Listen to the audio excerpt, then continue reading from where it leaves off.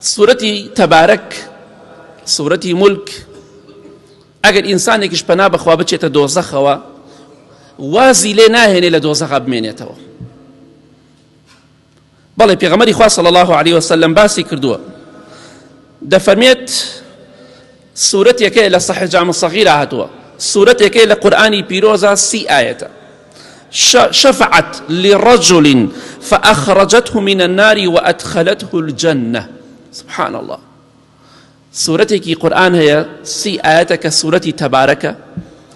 أفرمت تكاو شفاعتي بو خاونكي كرك لدنيا دا خويندويتي حتى لجهنم دري كرد ببشتيواني خوا بإذن خوا وخستي بهاشتي شوا واتا شفاعت بۆ تۆ دەکات، تکاو شەفاعەت بۆ تۆ دەکات.